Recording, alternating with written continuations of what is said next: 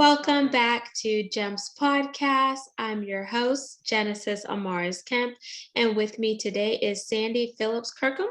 And here is a bit about Sandy. Sandy and her husband enjoy life with their two grown children, two granddaughters, and two fairly well-behaved dogs. They reside in Cincinnati, Ohio. After experiencing clergy sexual abuse at the age 16 by her youth pastor and remaining silent for 27 years. She now uses her voice to advocate for victims and changes in the church. She has spoken before the Ohio Senate and a Maryland court.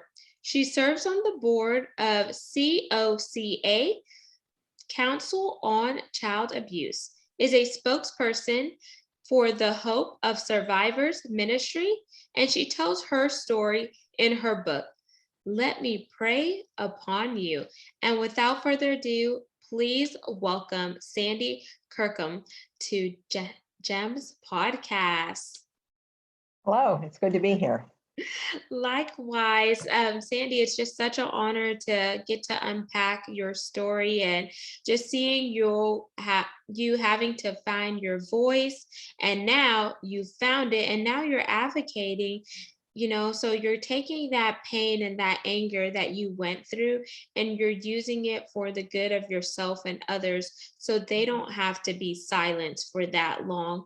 So if you don't mind, can we kind of go into how did being sexually abused at that young age affect you personally and professionally?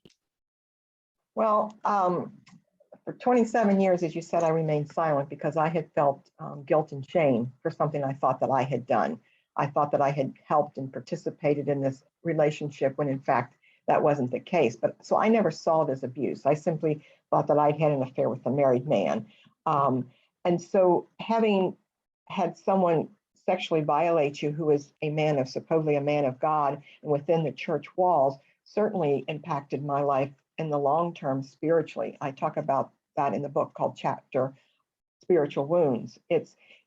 His relationship and his violation of me contaminated almost every aspect of the church for me, and it affected how I saw my life spiritually. It made a huge disconnect between God and me because I didn't feel worthy. I felt guilty, and I couldn't, even though in my mind I could separate this wasn't something that God had done, it was difficult emotionally to separate myself and to navigate how God fit into all of that. I never blamed God, and I didn't think he was at fault for it. But when you've been sexually abused by someone who is meant to be a man of God and who tells you he's a man of God, it really does mess with your mind and how you perceive your religious and spiritual life. So in that sense, I had difficulty going to church. It was always a trigger for me to be in church. I went to church because I wanted my kids to have that experience, but I could never really connect to church. I never prayed after the abuse. I was someone who prayed daily before the abuse. I read my Bible every day. I was very spiritual. I loved my church. I loved everything about it. And all of that changed after his abuse. And so in the long term, that's how it affected me spiritually. In other ways, it affected me because I was having the burden of keeping this secret for 27 years. And so I spent a great deal of time worrying that someone would find out about my past. Part of my shame was also the result of the fact that the church, when they found out about his actions, instead of disciplining him, he was given a going away party. He was moved to the next church, and I was called into the church and told because of my behavior, I was to leave the church. And so that too had an impact on me in the sense that, I felt this shame that was put upon me because I was told I wasn't fit to or worthy enough to worship in a church. And I can remember thinking, how bad do you have to be thrown out of a church? Pretty darn bad, I think. And so I didn't want my friends to know that. I didn't want my husband to know this evil past that I had, that again, I put the burden on me that this was something that I should feel ashamed about. In reality, it was always his responsibility to maintain those boundaries. And as one of the shepherds. He was to protect and guide the sheep, not devour one of them. And that's what he did when he took my virginity, when he took my soul, and really dirtied everything about it for me. That's kind of a long answer, I think, to your question, but that's how it affected me in the long term. Wow. And thank you so much for sharing that, because I know sometimes it is hard to talk about some of those traumas that you have gone through with life, because if you don't fully heal from those traumas, it could, trigger it. And then next thing you know, if you keep picking at that wound Right. is going to open back up and bleed. But now that you are fully healed from that, you can go back to that place of hurt and talk about it because you've moved forward. And did the abuse just happen one time, or did it happen repeatedly? No, it happened repeatedly. How it kind of started was that he started grooming me and telling me how wonderful I was and how much he needed me in the church. And he was always giving me special places in the church to do activities. I was a song leader. He was always putting me on committees. And so, I was enjoying that attention. This was from a man that everyone loved in the church. He was very charismatic. And so for me, I felt very special. So it started out very subtly and very, very innocently, actually. But as it went along, he began to start to physically touch me in certain ways that, maybe I think they weren't okay, but he was my pastor, so I didn't want to accuse him of something. But the real key came that I babysat for his family, and his wife worked evenings. So that gave him the perfect opportunity to then take advantage of me. And slowly over time, it was after a youth group meeting at my home. He waited for everyone to leave, and he bent down and he kissed me. And I remember feeling shocked.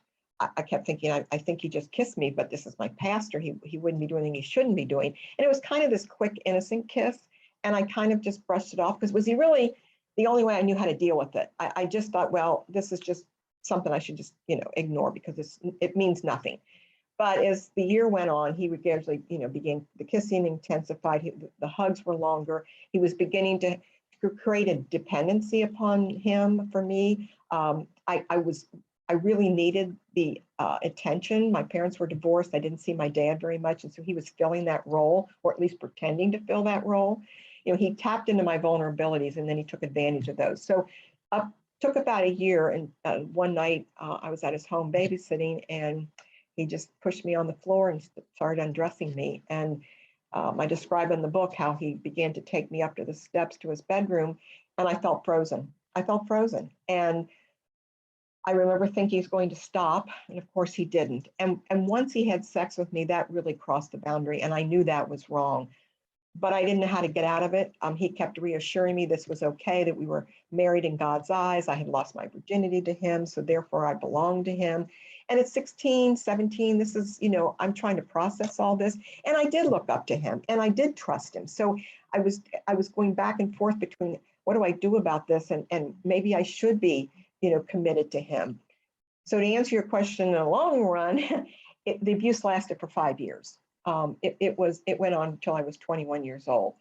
And that only ended because a couple people in the church became suspicious and followed him one night and found us in a hotel room. And again, he was called in by the elders. I don't know what narrative he told them. I don't know what he said. I was never asked any questions. I was just simply told after he was gone that I was to leave the church as well. And I did. I was devastated. I was absolutely devastated. I love that church. And I've often said the reaction of the church probably had more of an impact on my spiritual life than his actual abuse did, because I never got over being told that a place where we're taught about forgiveness, a place that we were taught we could be loved in spite of our sin, I was told I couldn't be. And my self-esteem was so low at that point anyway. I had gotten to a point having sex with this man over and over. He was married, he had 2 children. I finally had to just accept that I was this no good person who was going to continue this relationship, and I couldn't get out of it. And so I was at a very low point in my life. And so when the church told me I couldn't stay there any longer, it was rock bottom for me. It was rock bottom.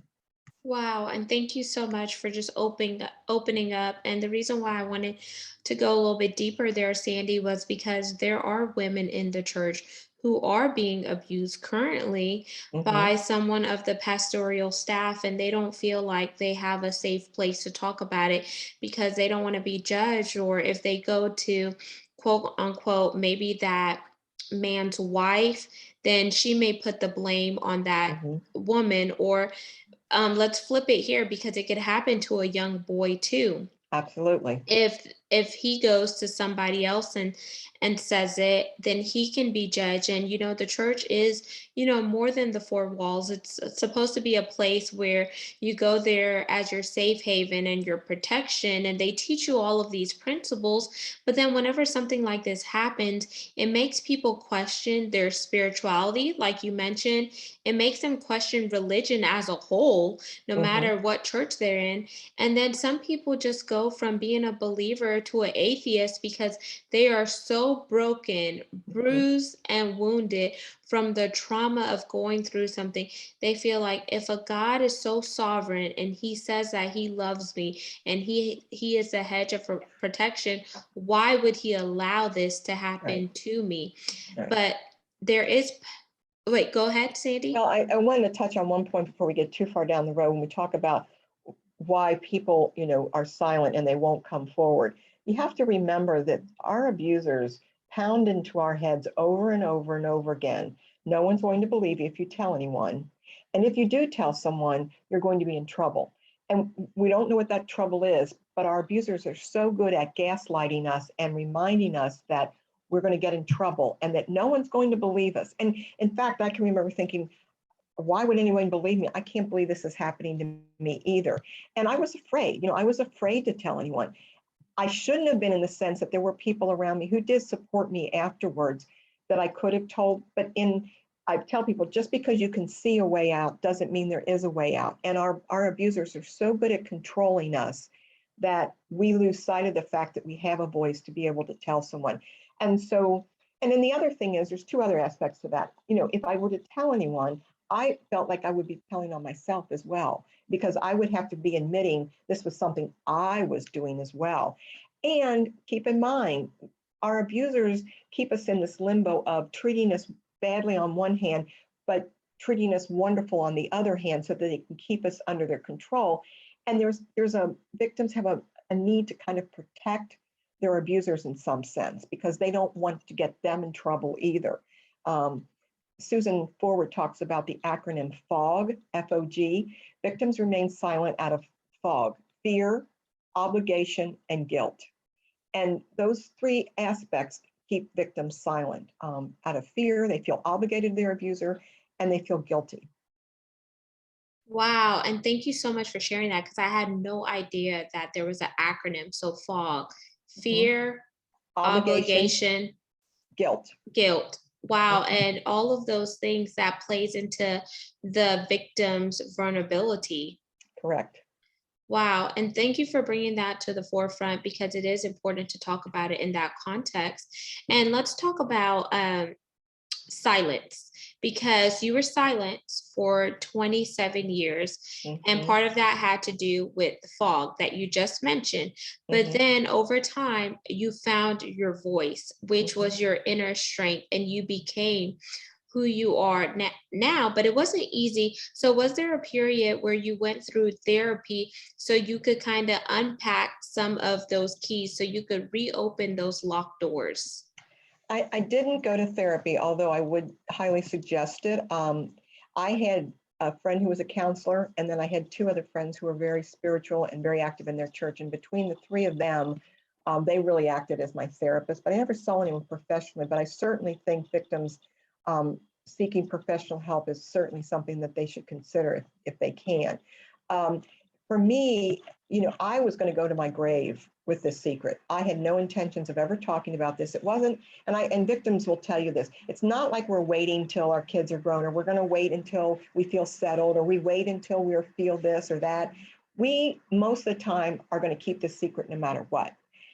And in most cases, what happens is there's a trigger or there is an event that forces the victim to have to say, I got to deal with this now. The average age for victims to come forward is 52 after they've been abused as children or as minors. I was 49 when I came forward. So you have to, I think it's important to understand that dynamic, that we aren't looking to tell anyone. We're holding this secret as tightly as we can. What happened with me, and this is the first chapter of the book, I had a trigger that happened to me that forced me, I totally lost it. I was traveling down a road to see my daughter play in a golf tournament out of town, and I happened to pass the city, the sign, to where my abuser moved after he left our church. And it sent a trigger into me that sent me to the side of the road. I couldn't function. I sobbed, got out of the car, sat by the side of the road on this expressway. And it was at that point, I couldn't pinpoint exactly, but I knew something was wrong and that whatever he did wasn't my fault and that he had no right to do it. And I felt this huge sense of sadness. At first, it finally occurred to me that this man didn't love me. This man didn't care for me in any sense. This was someone that had used me. And I felt this incredible sadness that someone could do that to another human being. I took about 3 or 4 weeks after that incident because I thought, well, okay, whatever this is, I'm going to push it back down. It took me 2 or 3, 4 weeks to finally start to grasp the idea that I needed to tell someone.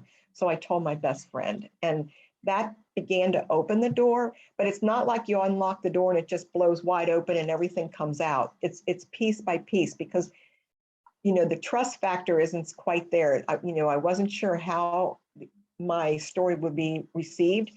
And can I tell all of my story? I mean, there's very parts of my story that are very embarrassing. I go into this into the book. And so to finally reveal that it's dangerous to us. We feel there's danger out there if we reveal this. So anyway, I first told my friend, and then eventually through talking with her, and then I started educating myself on what clergy sexual abuse was. I started learning the terms grooming, manipulation, gaslighting. All of those things opened up my eyes to say, this is what this man had done to me. This wasn't a love affair. This wasn't someone who cared about me. And once I understood that, I was then able to let go of the guilt and the shame. Didn't happen overnight. I would say my healing took about 2 years, and I'm still continuing to heal. I still have triggers. But once I was able to let it go, I was freeing myself of this guilt and shame. Now, one of the things that for me, I felt I needed to do was to confront this man. So I hired a private investigator. I didn't know if he was still alive. It was 27 years since I had any contact. I did find him ministering in a church in Alabama, and I confronted him. And for me, that was important. I would say that I didn't get the satisfaction that I had hoped to get, but I still am glad that I had that opportunity to do that. And at that point, I remember thinking, okay, I'm done. I'm finished. I will put this behind me. I've confronted him. I've dealt with it. Move on. Well, I think God had other plans, because at that point, I began to realize I wasn't finished, that my story was important and that someone could learn and maybe heal from my story.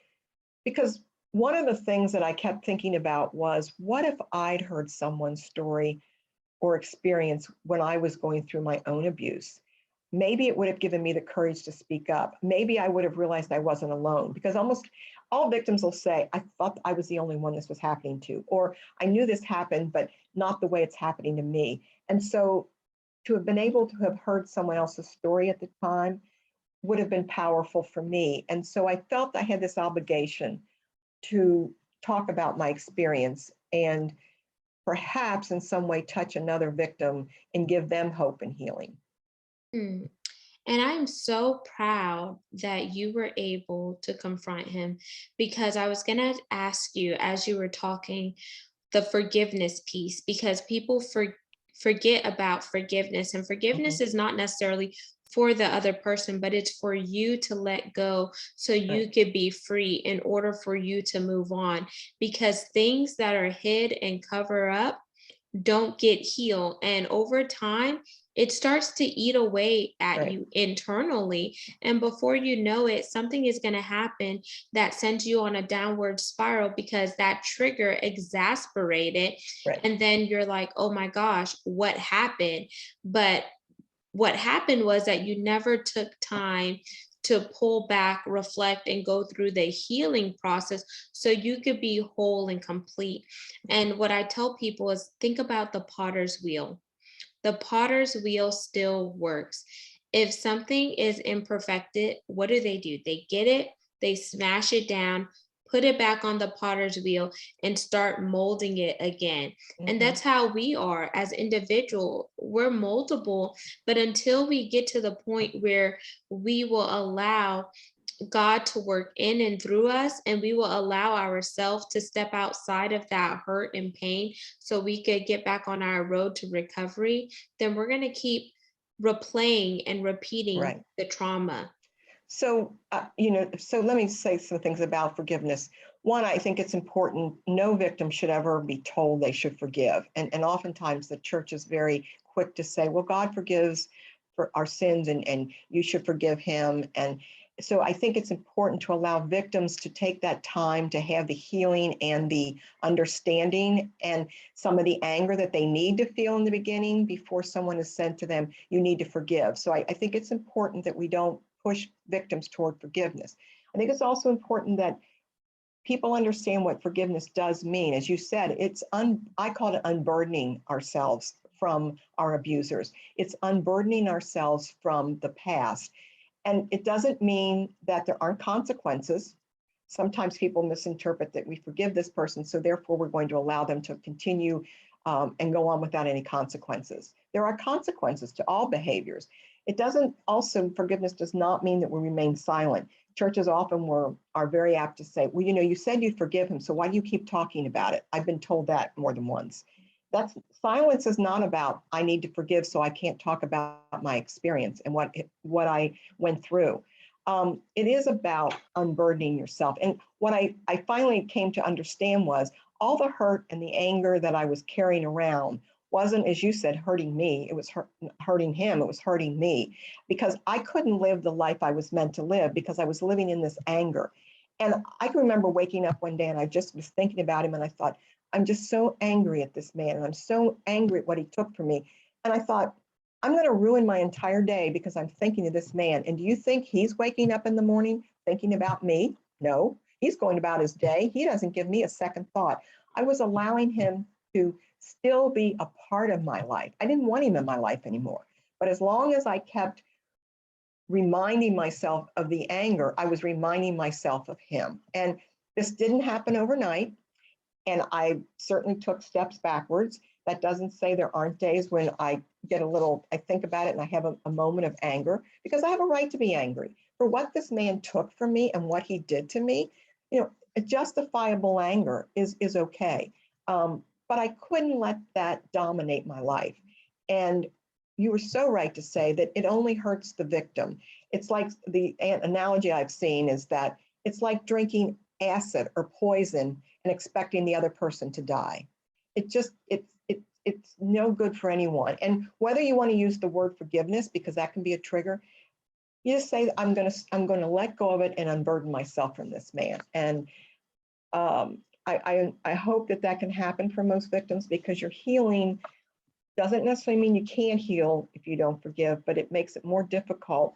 And I think your healing can be stronger if you can in some way forgive. And thank you for elaborating on that because I haven't been through that form of trauma. So I want to make sure that I'm not using anything that is triggering to Mhm. any of our listeners that may be stuck in this predicament or they haven't fully walked out their recovery yet. So, Mhm. Sandy, when you found your voice finally, did you let your husband know what happened to you? And how did that help with your relationship, if any? I have a wonderful husband, and I should not have had any fear in telling him about this. But again, after 27 years, I still could not get the sound of that man's voice out of my head saying, don't ever tell, don't ever tell. And because the reaction of the church and some of the people in the church, I knew that I could be judged. I knew people might judge me. And the one person that I couldn't risk judging me would be my husband. And I thought, well, he could have legitimate questions like, why didn't you trust me to tell me this before? Or would he see me different sexually? I had all these fears that were truly unfounded. But again, when you've been traumatized, your trauma takes over your ability to think clearly. Your trauma starts to think for you instead of allowing you to look at the picture in a way that you would normally look. But I did eventually tell him because I needed to tell him. I mean, I couldn't keep this from him any longer. The chapter in the book is called Number 40. I won't reveal why that's the number I gave him, but he was very kind. He was very loving. He was angry at this person. His concern was for me and how this was affecting me. He was concerned at this point when I told him I wanted to confront this man. I think he was concerned about that, how it would affect me. And I think he was worried that my expectations of confronting my abuser would be higher than what I would get in return. And in reality, that was true, but I was able to handle that. So all of his concern was wrapped around how this affected me. And the best advice, or I guess, that he gave me, he looked at me and he said, no one knows what you've been through but you. And you need to do whatever it is you need to do to heal. And so he really gave me the gift of saying, I'll support you. I may not agree with the way you're handling things, or I may question whether or not that's the best thing for you, but it's not my place to do that. You are the only one who can tell and know where you need to go for your own healing and peace of mind. Wow, and thank you for sharing that, because the way that your husband responded to you after you shared this was out of grace and compassion and Mhm. letting you walk through this on your own, but then also from a supportive standpoint as a male figure who was now prominent in your life. And, not everyone may be fortunate to have Right. that type of reaction. So that is amazing. And as we wind down, Sandy, would you like to leave the listeners and viewers with some tips to finding their voice or your call to action for this segment? Well, to find your voice, the most important, I think, for me at least, was understand and believe that what was done to you was not your fault. This wasn't something that just happened. You were targeted for your vulnerabilities. You should have been in a trusted place with the safest place on earth. And you should have trusted this individual who was there to care for you. So no matter what you think you could have done, should have done, you did the best you could with the coping skills you had at the time or that you have at this moment. So it's not your fault. Secondly, I would say to victims, you need to educate yourself, learn all you can about grooming, manipulation, gaslighting. Google and find out what clergy sexual abuse is, because it is somewhat separate and different than abuse from a family member or even a stranger. I mean, it's all horrific, but that added dimension of a spiritual guide abusing you changes the dynamics somewhat. I have some excellent books in the back of my book that I would recommend for reading, because you need to understand. If you don't understand, then you're going to respond, your healing is going to be responded in a different way because you're going to continually blame yourself. And as far as finding your voice, I'm from someone who spent 27 years keeping a secret. So I understand how hard it is to find your voice. I wasn't ever going to speak about this. But when we speak our truth, it frees us. And when they talk about the truth will set you free, it's so empowering to be able to finally say, I was sexually abused by my priest, or I was sexually abused by my rabbi or pastor or my choir director. Those are powerful words that if you can let them out. And I would recommend finding someone that maybe isn't in the church initially, because you never know what that reaction might be. And those people have a connection to that pastor or priest or rabbi. And so they may have a different response than someone maybe who has no connection to that particular person. But finding your voice is so important, and it's possible, and healing is possible. And I would encourage victims and those who know of someone who may have been abused to help them find their voice. And thank you for sharing that, Sandy, and just really coming on here and just sharing your truth with our audience today. And for anyone who's interested in connecting with you further, please plug your website and where they could find you on social media. I am on Facebook. I'm also have a website, which again, I would recommend just for knowledge. If someone's interested to find out more about this topic, there's a lot of good information there. My website is just my name, which is kind of long, but it's Sandy, S-A-N-D-Y, Phillips, Phillips, Kirkham, KIRKHAM.com. I'm also, my book is, I'll hold that up here. I do love my title. It's available on Amazon, and it's also available on my website. And so you can find more about me there. And again, I would encourage people who just might want to find out about the topic to check out my website. And there you have it, listeners and viewers of GEMS Podcast. Once again, I am the founder and host, Genesis Amaris Kemp, and you just heard Sandy Phillips Kirkham. We talked about overcoming trauma. We talked about healing from trauma and finding your voice. I want you to use your voice because there's only one voice that is uniquely tied to you, and it's yours. You are here for a reason. You were created for such a time as this. And remember, something that is buried does not heal until you dig it up and you really connect with it. So until we chat next time, peace, love, and lots of blessings. Don't forget to subscribe and share this segment. We're on 40+ platforms, and follow us on YouTube at GEMS with Genesis Amaris Kemp for all things video content. Until next time, ciao. Thank you.